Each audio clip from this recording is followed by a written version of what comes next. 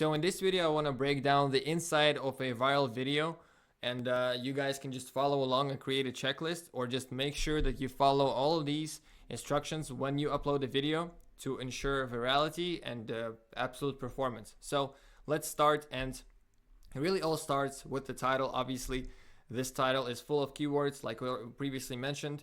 Really, like viral, monetizable, faceless YouTube videos are all absolute keywords, so keep that in mind. It's short, concise, under 60 characters. That's how long it should be, no longer. If you cannot think of a title shorter than 60 characters, it's not a good title.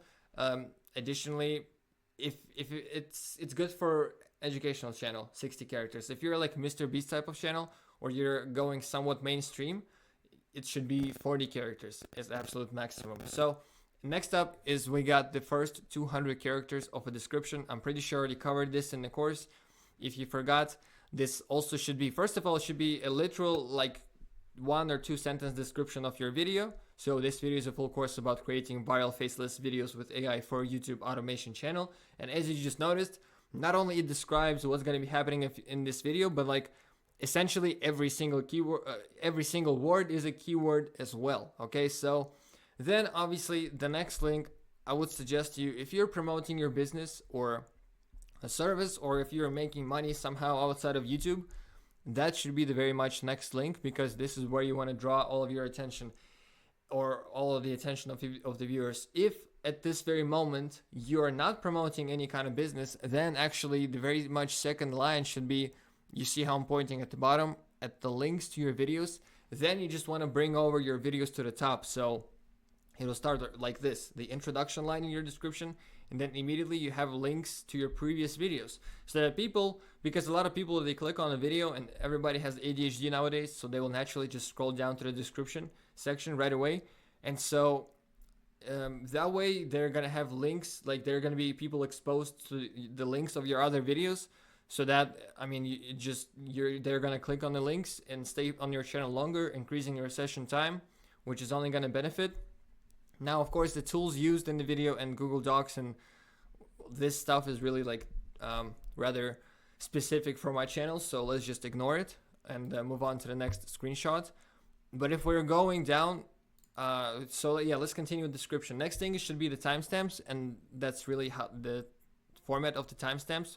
So you write dash, timestamps, dash, and then just hit enter, and then numbers and dashes like this. Do implement timestamps for a few reasons. First of all, again, if YouTube gives you the option to implement timestamps, do implement them. It pushes videos more, but it's not the main reason. The main reason is actually, if there are timestamps for people to click on, to click through, people will click through, because like what happens often, people would land on the video, and again, everybody's impatient, so people would just immediately start spamming through the timestamps, seeing what's to come for them. And to prove it, actually, we can go to my YouTube studio, and you're gonna see that I'm essentially right. So if we go to my YouTube studio, so I just opened one of my videos that is almost an hour long, and it has over 160,000 views, which is, in my opinion, a lot of views to at least do research. And you know, as I was just saying, the timestamps are important.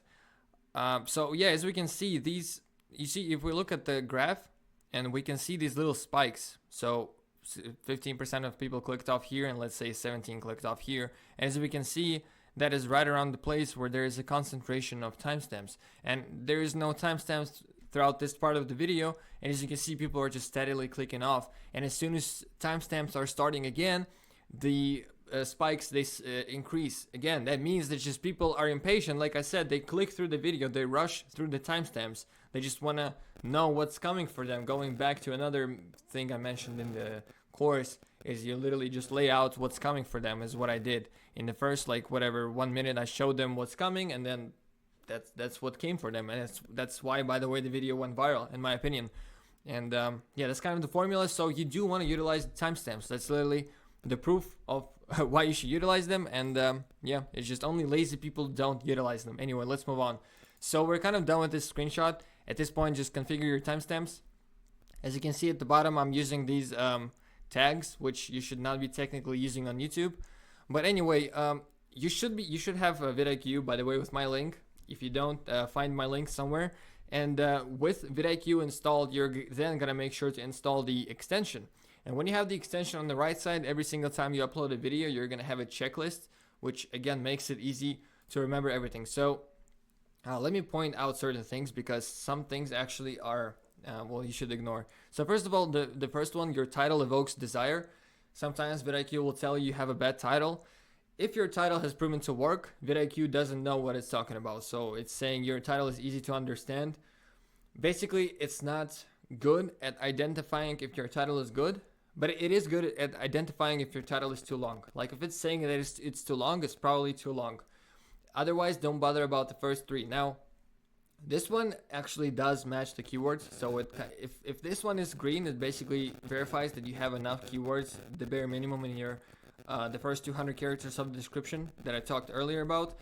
If that is not green, it means there is not enough keywords, okay? Has video chapters, that means the timestamps. Custom thumbnail, well, that's pretty obvious. This one is in Russian, that means that the video has been added to playlist, which it has been. It's gonna be, I guess, in the next screenshot. And also this one also stands for end screen. So I'm gonna show you that in the upcoming screenshots. So as we can see right here, so I just took screenshots as you would be naturally scrolling down in the YouTube studio. So as you can see right here, yes, it's been added to 4 playlists. And in the audience, I put no, it's not made for kids. So moving forward, obviously it does not have a paid promotion. So I'm not gonna tick that. In the altered content, I'm gonna tick no. Automatic chapters, yes. Featured places, yes. Automatic concepts, yes. Those are like beta features from YouTube. You always wanna allow beta features from YouTube because they will push your content more in order to test their features. Then next up, you're gonna add the tags. And it's a very important step. Do add the tags. As you can see, yeah, I mean, I fill them up all the way. As you can see, 495 tags. And yeah, that's how I do them. Then you're going to continue scrolling, and you always want to select the video language. You want to select the title and description language. And then you want to select, well, I haven't selected, I should probably go back and select. And you just want to put in the date and make sure short trim, well, not make sure that. But I guess, yeah, all the way at the bottom, make sure the comments are turned on as well, and that you're not basically filtering them too hard, that the comment moderation is just basic, not any level higher. Otherwise, the comments are just going to get blocked. And yeah, that's the end screens. That's how you configure the end screens. So on the right side here, where is it? Where are they? You're going to click on, I guess I'll just go to YouTube Studio. So in order to turn on end screens, you would go right here and you click on end screens. And that's, I always prefer to just have a particular specific video, preferably just the most popular video of your channel, to be set as the end screen, so that people are funneled to your most successful video. And since it is most successful, it's kind of proven to work on your channel. So that is what you want to show people, right? Makes sense. Now, the next 2 things on my list is you want to make sure you have is, first of all, you do want to make sure to upload subtitles as a separate file, so that YouTube has that extra metadata. By the way, that's the very exact, remember I told you earlier in the course that I only use AI to scan videos to get transcripts? That is very much the exact transcript file that you get, that you take out of YouTube when you use this show transcript, like the free way to get this transcript. And as you can see, I can just mess with it and I can type whatever I want to type. So as you can see now, they're truly not always accurate.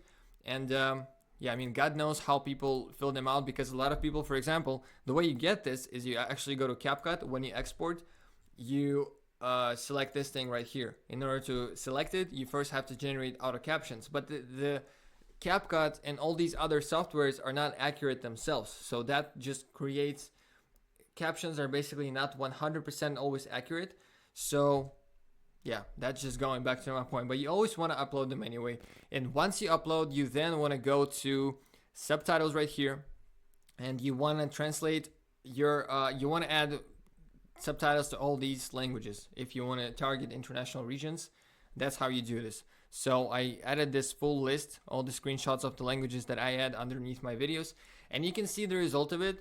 So there is a downside and upside to it. The downside is your RPM actually is going to get lower. So my RPM is quite low for the channel My Niche, and I'm missing out on ad revenue. But because of that, I managed to grow community insanely fast. truly. I have a lot of views coming from abroad, from these specific countries actually. And if you take a look at the actual AI Guy Academy, it is quite international, and we have people from all over the world. And I wonder why. I really wonder why now. And so you can see how in the immediate short term, yes, adding countries. So let's open, for example, you know, Estonian, like Estonia is somewhere in Northern Europe, so it probably doesn't have high RPM. But again, I know that people from Estonia could definitely join our community. They could be interested. Well, I mean, people from any country could be interested, but like basically this list is built on countries that have more or less high buy powers, or like some of the most, like economically speaking, money speaking wise, powerful countries in the world. Definitely not getting into politics, like, you know what I'm saying? So you do want to consider having at least some of them. At least the absolute essential countries you want to have on your list are Germany, all the countries from Scandinavia, which are Norway, Sweden, Finland, Denmark, Iceland. Also, you want to have Netherlands. Also, you want to have Switzerland. Also, you want to have Romania, Italy, France. Those are probably the countries with insanely high RPMs, and you just want to get the viewers from these countries as well. And you will be literally missing out on free traffic if you don't add the subtitles, to your videos. Now, the last thing of configuring your video, a lot of this stuff should be obvious from if you already checked out the upload checklist, but that's just the one thing, is having your comment pinned. So just make sure it's kind of logically the very last thing as you upload the video. It's just the last thing you do is you just go ahead, write a comment. As you can see, I only drop links. So obviously the first one is my project, Academy, then Google Doc with the relevant links to the video. And obviously then I just drop like a YouTube automation playlist and just a video for people to stay longer on my channel. And that's about it.